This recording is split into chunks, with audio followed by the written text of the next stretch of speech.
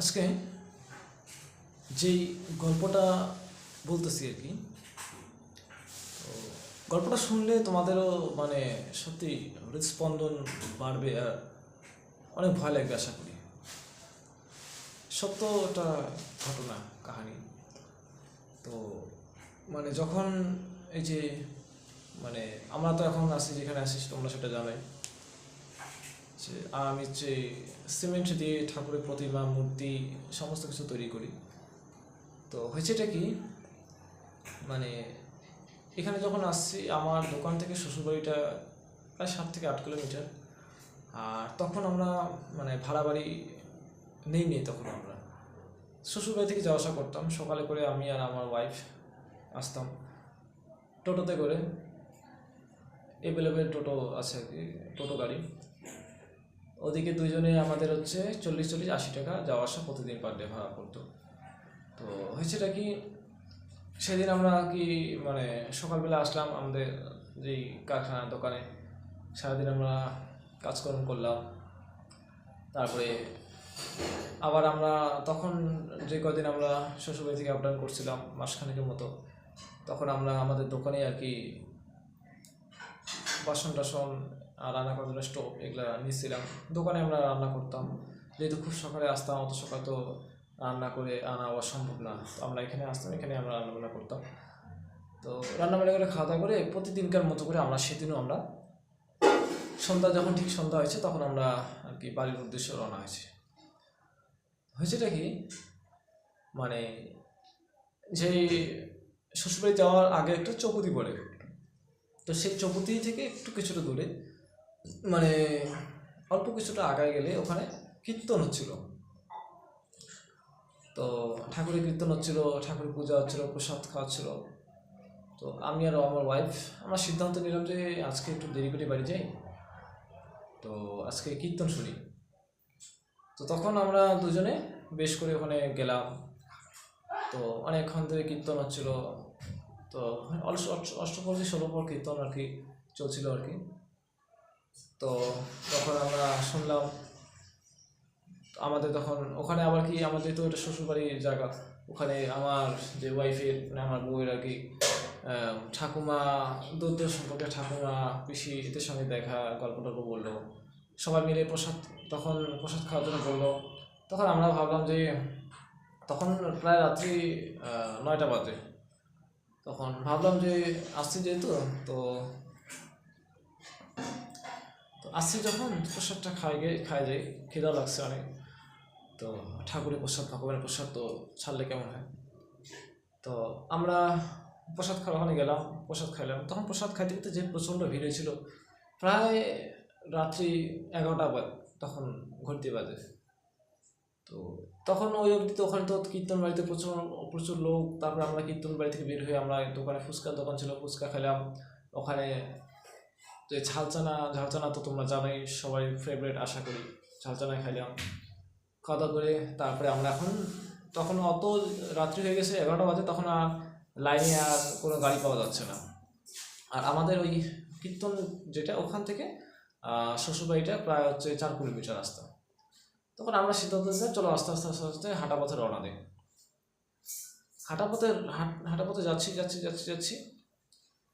তো ঠিক মানে সেই রাস্তাতে আগায় গিয়ে একটা জায়গাতে আর কি অনেক জঙ্গল টঙ্গল আছে। তো এমন সময় আর কি আমার ওয়াইফ সেই জঙ্গলের সামনে আসতে, এতক্ষণ ধরে কোনোদিনও বলেনি আমাকে ওই জঙ্গলটার কথা। তখন যেই ওই জঙ্গলের দিকে আগাচ্ছি, তখন তার আগে বললো কি যে জঙ্গলটাতে কিন্তু ভয় আছে। কিসের ভয়? তো বললো মানে ওই যে সেই ভয়। তোমরা আশা করা যায় বুঝতে পারছো রাত্রিবেলা জঙ্গলের মধ্যে কিসের ভয় থাকতে পারে। এই যে এখন তো মানে মহা মুশকিলে পড়ে গেল। আমি তখন বললাম, আরে ভাই জঙ্গলটা পার হই তারপরে বললেই না ভালো হইতো, কমসে কম তোর নাহলে ভয় লাগছে। আমি তো কমসে কম সাহসে থাকতাম। এখন যে এই যে এতক্ষণ ধরে তোর মনের ভিতর ভয় ছিল, এখন আমার মনের ভিতর ভয় ঢুকে গেল। এখন দুইজনে যদি ভয় লাগে তখন কীভাবে যাই? মহা মুশকিলে পড়ে গেল। জঙ্গলটা মানে জঙ্গলটা যায়নি, পৌঁছেনি, তার আগে একটু দাঁড়াইলাম। দাঁড়ায় তখন এখন বলি যে এত রাত্রে আর মানুষজন নাই। তো কীর্তন বাড়ি থেকে অনেকটা দূর আমরা আগায় আসছি। আর এখন যে ফোন করে আবার কাউকে আসতে বলবো সেটাও কেমন দেখায়। কেমনই তো দেখায় ফোন করে আবার কাউকে আসতে বলা। আর হাতে যদি একটা বাইক থাকতো কোনো ব্যাপারে স্পিডে চলে যাওয়া যেত, রাস্তাতে গাড়িও নাই, মহা মুশকিলে পড়ে গেল। আবার এই যে ওখানে ভয় আছে, তো এই কথাটা আমাকে আগেও বলেনি। আগে বললে আমি তখন বললাম যে এই ভয় যে আছে এই কথাটা আমাকে আগে বললে ভালো হইতো, এতটা রাত করতাম না, তাড়াতাড়ি আমরা চলে যেতাম। এই বুকটা ধুক ধুক ধুক ধুক ধুক ধুক ধুক করতেছে, ভয় একদম জুটু শুকাই গেছে। কাম শেষ আজকে, কাম শেষ সেরকম না হয়, যাই হোক একটা ভয় নাকি, এটা তোমরা তো জানি সবাই। যাই হোক, ভগবানের নাম স্মরণ করতে করতে করতে করতে ওখানে একটা ঠাকুরের মন্দির আছে। এই মনে একটা সাহস করলাম, ধ্যাজোর করিয়া ভগবানের নাম স্মরণ করি, একদম আর কোনো সাইডে তাকাতাকি নাই, সোজা একদম চলো, একদমে চলে যাব। এই যে আমরা হাঁটা পথে এই যে হাঁটা ধরলাম, একবারে এদিকে কিন্তু ভয় পুরো লাগতেছে, আর এদিকে প্রচণ্ড সাহস শক্তি, জগায় শক্তি, শরীর স্ট্রং করে শক্ত করে একদম হাঁটতে হাঁটতে হাঁটতে হাঁটতে এক নিঃশ্বাসে জঙ্গলটা পার করে অনেক দূর আগে গেলাম। তখন একটা লোকালয়ে এসে পৌঁছালাম, অনেক বাড়ি টাড়ি আছে। তখন একটু মনটা শান্তি হলো, যেটা মানে ঠান্ডা হলো। তারপরে আস্তে আস্তে আস্তে আস্তে বাবা ভগবানের নাম স্মরণ করতে করতে করতে করতে করতে করতে বাড়ি অবধি আসলাম। তারপর থেকে এই যে প্রতিজ্ঞা, ওই মানে সেদিনকার কাহিনিটা মানে ঘটার পরে মানে সন্ধ্যা হলো, যতক্ষণ হচ্ছে গাড়ি পাওয়া যায় তার বেশি দেরি আমরা করে নেই। আর যদিও বা তারপরে গাড়িতে করে যাওয়া আসা করছে, রাত্রি হলে ওই জঙ্গলের দিকে কোনোদিনও তাকাইনি। তো শুনছিলাম ওখানে নাকি মানে রাত্রেবেলা করে মানুষজন যাওয়া আসা করলে আর কি বলে কী কী দেখা পায় বলে। হ্যাঁ, তো প্রচণ্ড বলে ভয়ানক বলে, মানুষের ওখানে আগুন জ্বলতে দেখে মাঝে মধ্যে, চিল্লাহাল্লা আওয়াজ, তারপরে মানে প্রচণ্ড ভয়ানক জায়গা। আর পাশে একটা বাড়ি ছিল, একটা খালি বাড়ি ছিল, কিন্তু লাইট ঠাইট জ্বালায় না। লাইট জ্বালালে বিল উঠবে আর কি, এই ভয়ে লাইট জ্বালায় না, মানুষও কিরকম। তো যাই হোক, সেদিনকার বেশ অনেক 2জন মানুষ, রাস্তাঘাটে মানুষ নেই, রাত্রি 11টা বাজে, একটা জঙ্গলের মাঝখান দিয়ে হাইটে যাওয়া। আবার ওই জঙ্গলের রেকর্ড আছে, রেকর্ড মানে কী রেকর্ড সেটা বুঝছই। কতটা মানে একটা ভয় একটা মানে কতটা আসতে পারে। আর আমরা ছিলাম মাত্র 2জন। হ্যাঁ, তো তাও যদি 2জন ছেলে হইতাম কোনো ব্যাপার না, আমি একজন ছেলে, ও মেয়ে, ওর মধ্যে আর কী সাহস আছে। আর আমি একটা পুরুষ মানুষ যদিও একা পড়ে যায় ভাই, যতই সাহস থাক ভাই, এই সেই ভয়ের কথা শুনলে একটু মনটা ভাই অটোমেটিক ভয় পাওয়া যায়। তো জীবনে কোনোদিন নিজের বাড়িতে একা থাকিনি।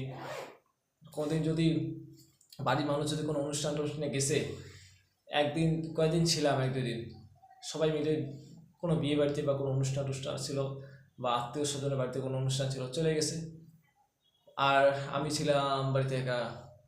একটা যদি টিকটিকি যদি আওয়াজ করছে, ও বাবা জিউটা একদম শুকিয়ে গেছে। তা লাইট ঠাইট ঠালায় দিয়ে যে তন্ন তন্ন করে ঘর দেখেছি, কিছু নাই। আবার এসে থাকি, চোখ যেখানে ঘুম পায় মানে ঘুম, তখন আবার ঘুম ভেঙে যায়। এটা সামান্যটা কোনো কিছু আওয়াজে, পোকামাকড় আওয়াজে ঘুম ভেঙে যায়। এইভাবে করে যদি বাড়িতে যদি কোনোদিনও যদি বাড়ির মানুষ যদি সবাই আমাকে বাড়ি পাখা রাখে যদি কোথাও গেছে, আমার সেদিনকার খবর খারাপ আছে। তো যাই হোক, তো সেদিনকার মানে পরিস্থিতিটা খুব মানে একদম ভয়ানক পরিস্থিতি গেছিলো। তো এরকম মানে সত্য ঘটনা এটা, তো তাও যাই হোক ভয়ানক পরিস্থিতি গেলেও আর কি। আবার হাঁটা পথে এতটা রাস্তা, 7 কিলোমিটার রাস্তা, এই ভয় ভয় করে যাওয়া, তো মারাত্মক ব্যাপার, তোমরা জানে কেমন পরিস্থিতি হইতে পারে। ঠিক আছে, আজকের মতো এই পর্যন্তই রাখলাম। তো আরও নিত্য নতুন মানে ভয়ানক এরকম অনেক ঘটনা ঘটে গেছে আমার জীবনে, আমার দাদার জীবন লাইফে, আমার বাবার জীবনে। তো সেগুলো আস্তে আস্তে তোমাদেরকে বলবো। তো ঠিক আছে, বাই বাই, সবাই ভালো থাকবেন, সুস্থ থাকবেন, আর রাত্রে অন্ধকারে চলাফেরা করবেন না। হুম। তো কেন করবেন না সেগুলো আমি আরও পরবর্তী ভিডিওতে বলবো। তো মানুষের ভয়টা না, ভয় হচ্ছে সে অন্য অন্য কিছুর ভয়। তো আশা করা যায় তোমরা বুঝছো। ঠিক আছে, বাই বাই, টাটা।